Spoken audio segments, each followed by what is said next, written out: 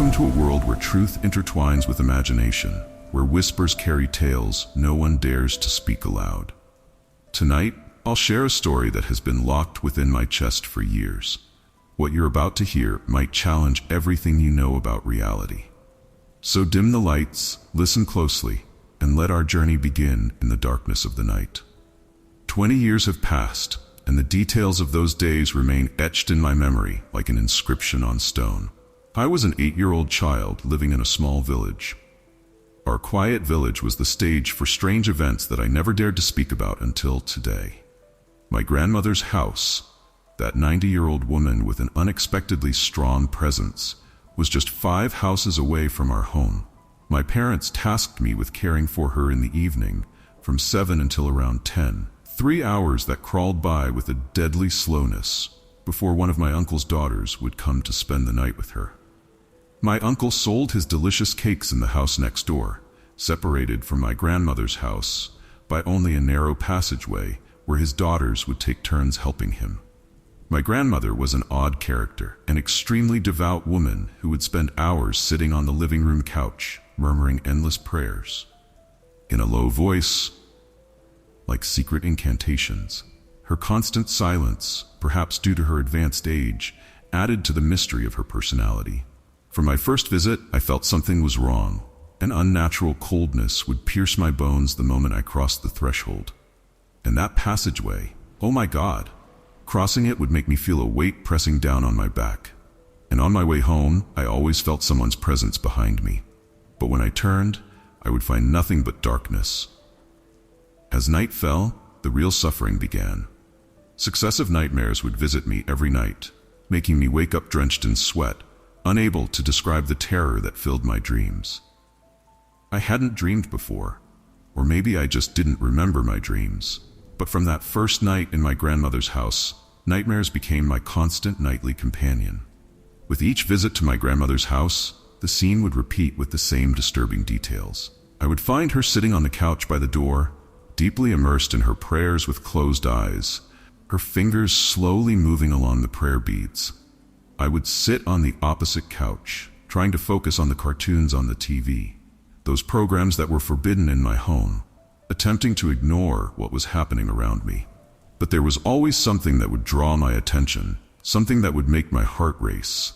From the corner of my eye, I would see shadows moving silently throughout the house, dark shadows that would flow like smoke from the kitchen to the rooms or glide lightly towards the bathroom. At first, I tried to convince myself it was just an illusion, just an active childhood imagination. But the shadows grew bolder with each visit. My grandmother, that silent old woman, never moved. She was like a living statue, lost in her own world of continuous prayers.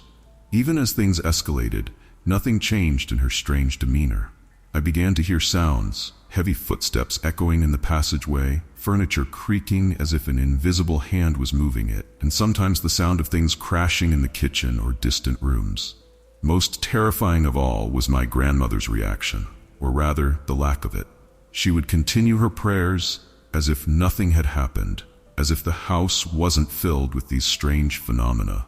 Her lips would move in continuous prayer, her fingers moving from one prayer bead to another in a horrifying sync with the mysterious sounds and movements filling the house. It was as if she lived in a completely different world, or perhaps she knew exactly what was happening, but had deliberately chosen to ignore it. But on that night, the fateful night, I was preparing to leave as usual, and silence enveloped the house, interrupted only by my grandmother's faint murmurs. I moved to turn off the TV, and in that moment, that cursed moment, I saw him. In the reflection of the black screen, my blood ran cold. There, right beside my grandmother, sat something, a being, a human-like figure towering over her even while seated. He wore a black robe, and his head was covered with something resembling a dark veil. I didn't think. I couldn't think. The survival instinct drove me to run. I ran with a speed I didn't know I possessed. In the hallway, my body almost collided with my uncle, but terror was stronger than anything else. I passed him, my feet striking the ground forcefully, my heart pounding like a mad drum. A terrifying feeling that something or someone was chasing me, pursuing me, getting closer and closer. I reached home, my face pale as death, my body trembling. My words flowed shakily before my parents, describing what I had seen. They tried to reassure me. Just a reflection. Optical illusion? But their eyes were telling another story. They exchanged suspicious glances, like guardians of an ancient secret afraid to reveal it. And that night, oh that night, I sank into an endless nightmare. The black specter pursued me through an infinite maze. I felt its cold breath on my neck. I turned nothing. I look ahead, and suddenly it appears before me, its black veil fluttering in the air. I awoke repeatedly, my eyes searching the dark corners of the room. And each time, in every dark corner, I saw it, or thought I saw it. Its shadow moving, hiding, watching. I found refuge only in my blanket, covering myself with it like a fragile shield, until sleep overtook me against my will. The next day, I tried to confront my fears. I lit every light in the house, as if light would protect me from those shadows. But there was always one place that refused to surrender to the light. The hallway to the bathroom, that dark corridor that swallows light. There, in that dark spot, it would appear. A tall figure nearly touching the ceiling, moving silently, entering and exiting like a living shadow. And my grandmother, oh my grandmother, continued her prayers as if in another world. Then came that night. The night that changed everything. My uncle asked my sister, who is 9 years older than me, and myself to stay and sleep. My female cousins were at a party, and my grandmother, she couldn't be left alone. A heavy feeling pressed on my chest, as if something was warning me. I was in the bathroom. The same bathroom inhabited by that shadow. My heart was beating violently as I took off my shirt. And suddenly, my God, a cold, slender hand touched my back. And that sound, that whisper, so close, as if inside my head. My scream tore through the house's silence. My sister rushed to me, tried to calm me down. I told her everything I had seen, everything I had felt. She stayed with me until I finished changing and brushing my teeth, protecting me from something we couldn't see but could feel. And when we passed by my grandmother's room, the scene we saw defied all logic. She was there, sitting on the bed, praying, despite us having left her lying behind a closed door. We put her back to bed and went to our room, leaving the door open in case my grandmother needed something, as my uncle had requested. Our room, that room in that house, was a stage for what was to come. A single bed facing a window, with a pale light from the street lamp sneaking in like a faint ghost. It started with shadows. Shadows moving outside the window. Human silhouettes passing back and forth, their strange laughter and incomprehensible whispers penetrating the glass. I looked at my sister, my voice trembling. Do you hear them? Yes. Then she said it. Those words that still haunt me to this day. But what truly frightens me is what's standing at the room's door. I turned slowly, deathly slowly. Yes, I saw him. There, standing in the darkness. It was him. The same black specter, the same terrifying entity that had always pursued me through dark hallways. Suddenly, my grandmother's voice pierced the walls, her continuous prayers like a protective spell. And when we looked back at the door, it had vanished. Everything vanished. The specter, the shadows outside the window, as if something had driven them all away. We rushed to my grandmother's room, found her sitting and praying. Again. We convinced her to lie down once more and returned to our room. Upon arrival, my God, the room was in complete chaos. Our clothes, shoes, everything scattered on the floor, as if an angry storm had swept through the place, or as if something was searching for something. We collected our belongings in a terrifying silence and tried to sleep. But how could one sleep when one knows that darkness itself is alive? Suddenly, in a silence that glued our eyes with exhaustion, we awoke to the sound of dishes falling and breaking in the kitchen, as if someone was throwing plates and glasses.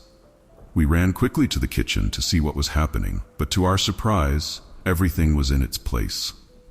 We just caught a glimpse of a specter entering the bathroom.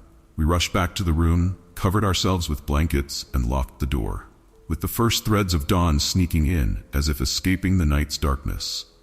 We moved toward my grandmother's room, our hearts still racing from the horrifying night.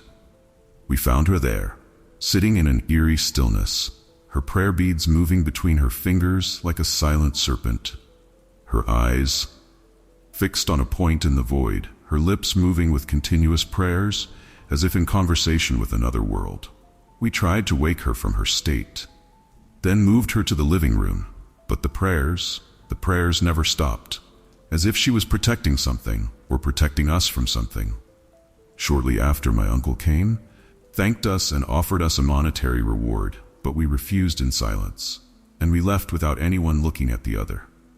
When we told our parents what happened, they revealed something astonishing, something incredibly shocking, a truth that turned everything upside down. That window, our room's window, overlooked the wall of death, the old execution wall. The kitchen and the bathroom, ground saturated with victims' blood.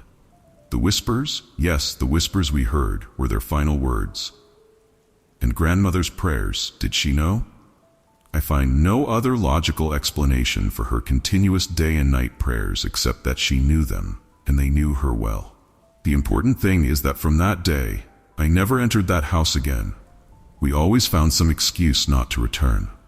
5 years later, my grandmother died and the house remained abandoned. My mother says that weeks after her death, one of my aunts wanted to clean the house, but upon entering, she found something suspicious. Footprints in the dust, as if someone was walking from the kitchen to the bathroom or to grandmother's room. This happened every time they went to clean the house. There were always footprints or inexplicably scattered items. And just a few days ago, we went to remove some furniture from the house. The first thing we noticed upon entering was the footprints, as if something refused to be forgotten. And suddenly, at the end of the hallway by the bathroom, there was once again the black shadow. The same specter I saw years ago. That entity that made me remember many things I had forgotten, returned, and with it returned the nightmares, clear nightmares, alive like messages from another world, returned with extreme anger in an uglier form than before. My grandmother's prayers have stopped now, but this thing has not stopped. Like an old debt awaiting payment. These are shadows waiting in the darkness, waiting and waiting. Perhaps her prayers were the only dam between us and what hides in the darkness. Whoever was there is still present. We did not leave him behind. There is something we must pay for.